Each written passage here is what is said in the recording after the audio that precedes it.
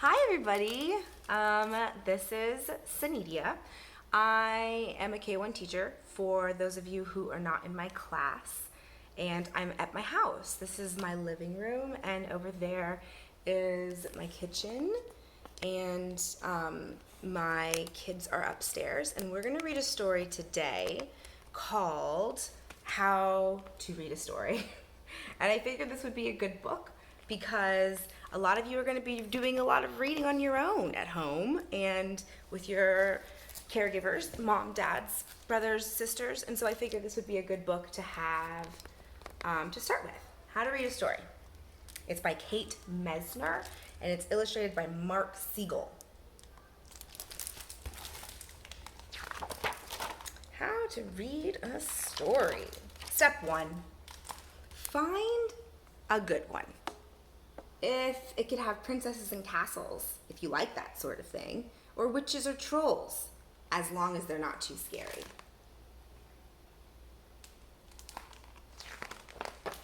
Step 2.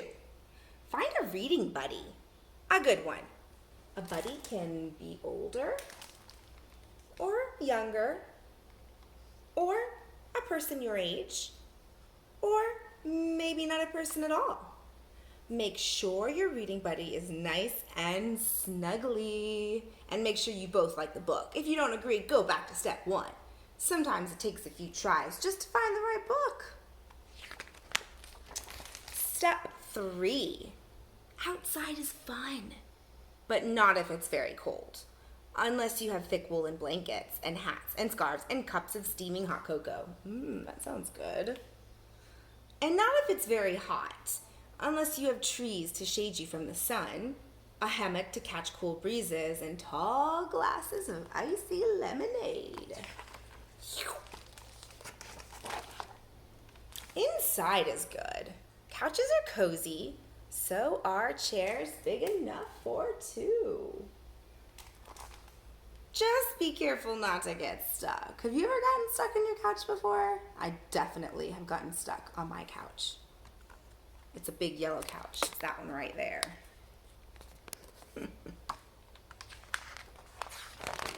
Step 4.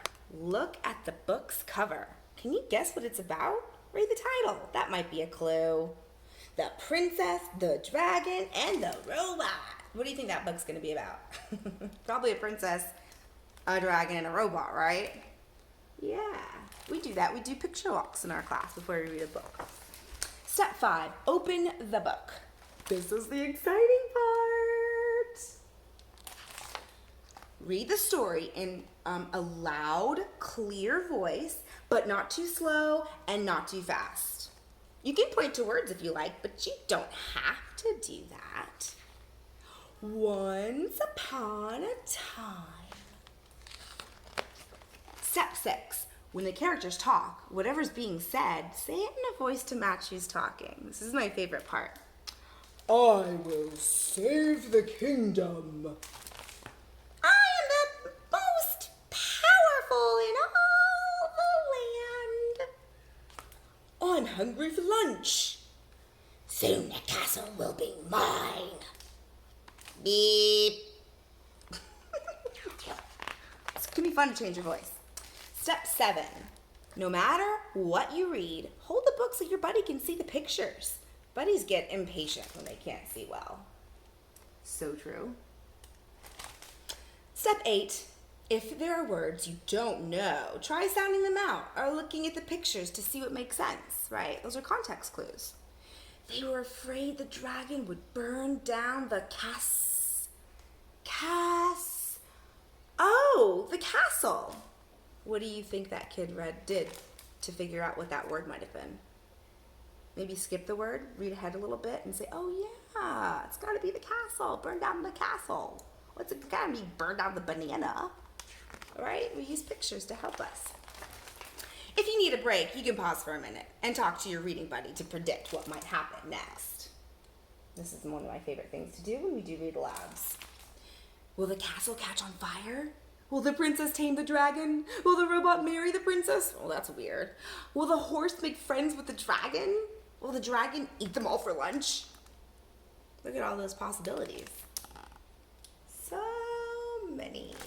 They're predictions. You predict what happens. When you get to the exciting parts, make your voice sound exciting too. We were talking about the other day, right? Exclamation points. Who dares disturb me in my cave? The dragon growled. Can you see the dragon? No, because it's not on there. Okay. Oh dear! Oh no! The robot was so scared, all his metal parts rattled. Ooh, I gotta say that in my robot voice. Sometimes when we read the first time, we have to go back once we realize that it was a different character. Oh dear! Oh no! The robot was so scared, all his metal parts rattled. But what would they do? But the princess tackled that dragon and held him down. You must promise you'll leave our kingdom in peace. Wow, who would have predicted that ending? When you and your buddy can't stand it a second longer, turn the page to read how things worked out. I used to read ahead when I was a kid. I was like, oh my gosh, I'm so excited to see how this book's gonna end. It's a bad idea. It's never good to see the ending first. The dragon promised and decided it was better being friends. And they all lived happily ever after. Step 10. When the book is over, say, the end.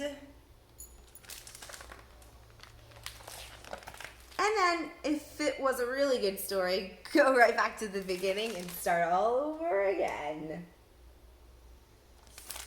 The end. So remember these clues the next time you are doing a read, and try to think about some of the tips that they shared in the story of how to read a story. Bye for now. See ya.